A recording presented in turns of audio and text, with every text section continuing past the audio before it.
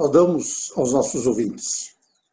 Hoje queremos meditar sobre o tema Para quem iremos?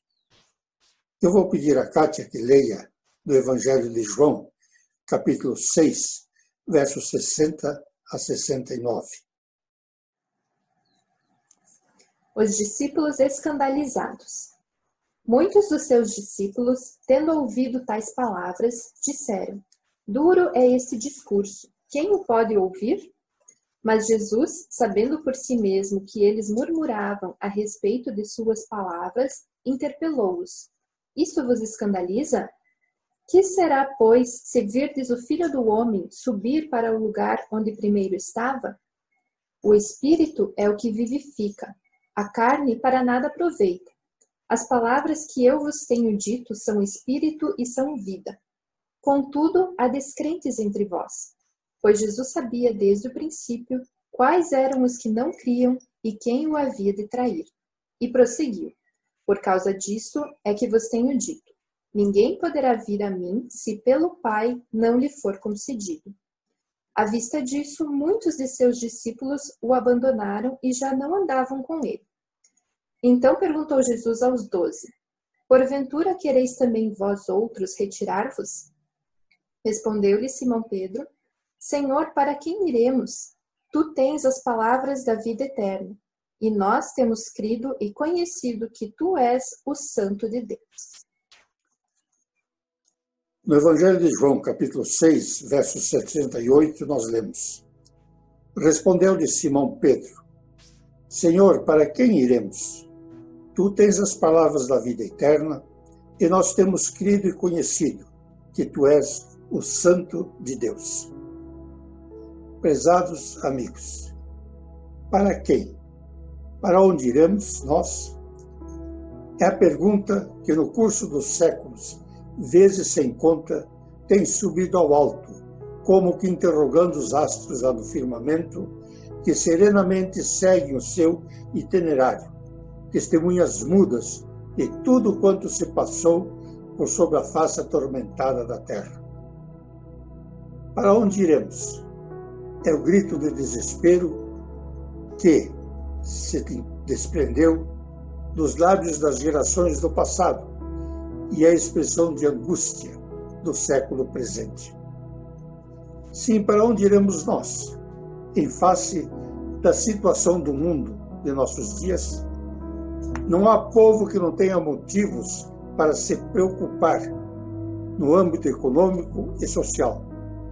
Carestia e alta de preços provocam descontentamento, especialmente no seio das multidões ou das pessoas menos favorecidas. Desonestidade, ganância irrefreada, egoísmo, vêm gerar uma atmosfera de desconfiança e inquietação. Projetam-se sombras no cenário da política internacional, deixando em suspensão populações inteiras, castigadas durante uma guerra que não acaba nunca nesse mundo criado por Deus. Aonde uma guerra termina, começa a próxima. A visão dantesca de ameaças terroristas, especialmente do islamismo contra o cristianismo, o terror ante um golpe traiçoeiro das forças do mal, que se arregimentam nas trevas da noite, fazem estremecer o coração do homem. Ao pensar o homem no futuro e ao se lembrar do que é capaz a fé humana, quando solta e liberta, a fé humana do século XXI.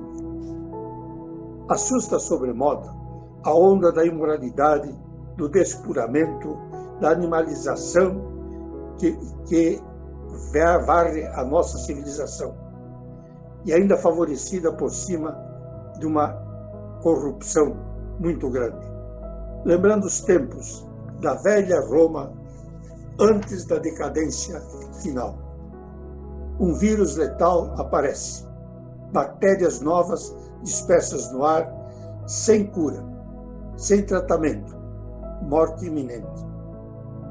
Para quem iremos? Sou a pergunta quando a dor aperta o coração e o sofrimento amargura a existência, quando em nossa própria casa vivemos tais momentos difíceis, de extrema aflição, seja em casos de doença, seja por causa da morte de um ente querido, ou por outro qualquer golpe que nós sofremos. Para quem iremos? É a alma angustiada que assim clama quando dentro de nós se agita um mundo em convulsões.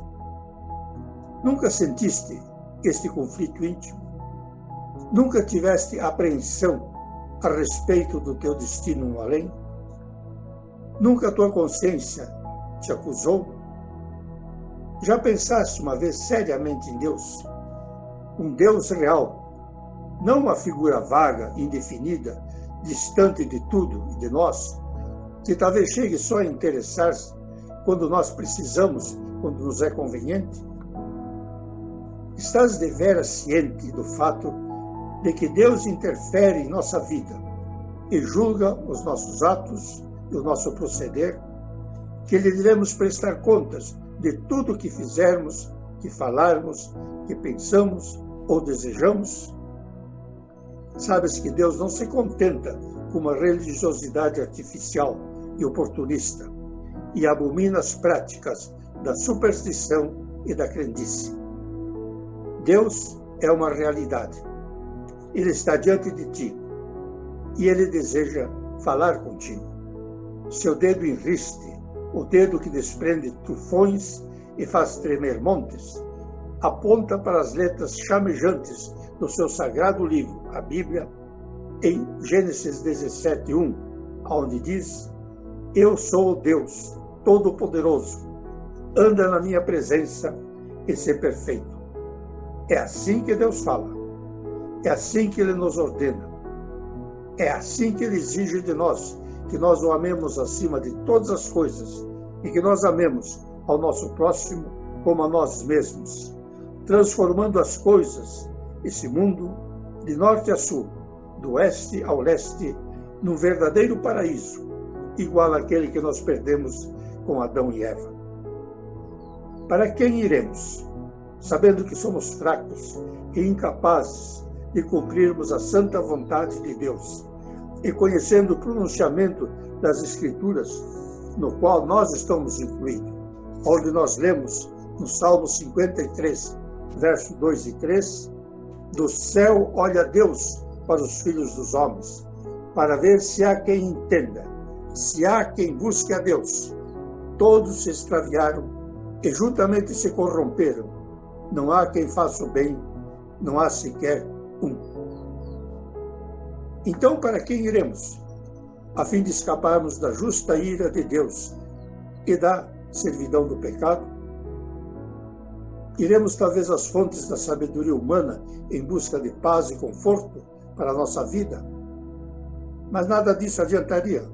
O apóstolo Paulo diz em 1 Coríntios 1:27, Deus escolheu as coisas loucas do mundo para envergonhar os sábios e escolheu as coisas fracas do mundo para envergonhar os fortes, a fim de que ninguém se vanglorie na presença de Deus. Recorremos talvez às nossas pretensas virtudes, os bons propósitos que alimentamos, as obras de caridade que praticamos, ou o fato de nós pertencermos a uma igreja? Sentencia a Bíblia que toda a nossa justiça é como um trapo da imundícia. Iremos ao suposto depósito do tesouro dos méritos dos chamados assim santos da igreja, que durante a sua vida se valeram e acumularam muitas graças para que nós usemos essas graças em nosso favor? Seria puro engano, porque esse depósito está vazio. E ademais recomenda a Bíblia no Salmo 118, verso 8, melhor é buscar refúgio no Senhor Deus do que confiar em homem. Pedro, ao formular a pergunta que aqui tantas vezes repetimos, não o faz por sentir-se indeciso ou desorientado. Antes, quer por meio dela expressar firmeza, convicção e decisão. Senhor, diz ele, para quem iremos? Tu tens as palavras da vida eterna e nós temos crido e conhecido que tu és o Santo de Deus. Sublime e abençoada confissão de um discípulo de Jesus. Não queres falar assim também, amigo? Não queres dizer, Senhor, não tenho outro refúgio na angústia da minha alma. Não tenho ninguém em quem eu possa confiar na vida e na morte, senão a ti. Tu és o Santo de Deus.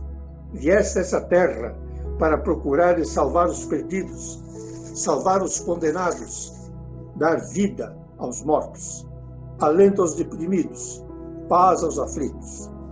Tu tens as palavras da vida eterna, e são palavras que não mentem, não enganam, que não falham, porque são verdade infalível e imutável. Tu tens as palavras que me oferecem a graça salvadora do bondoso Pai dos céus. As palavras que me dizem que a tua morte expiatória na cruz do Calvário foi em meu lugar, que morreste por mim.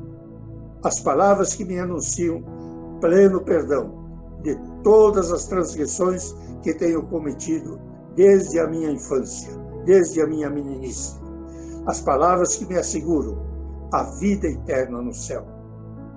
Venho a ti, Senhor, porque não tenho crido, aliás, porque tenho crido e conhecido que tu és o Santo de Deus.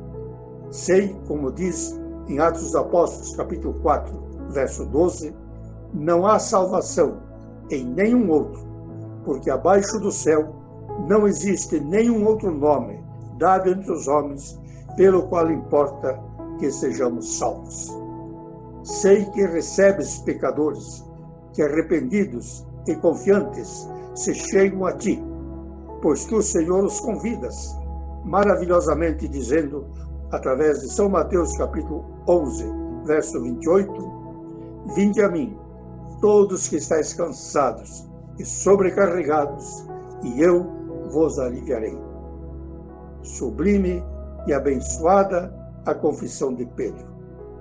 Sublime e abençoada a tua confissão, meu amigo. A confissão de um discípulo de Jesus. Senhor, para quem iremos? Tu tens as palavras da vida eterna, e nós temos crido que tu és o Santo de Deus. Amém. E a paz de Deus, que excede todo entendimento humano, guarde os vossos corações e mentes em Cristo Jesus para a vida eterna. Amém.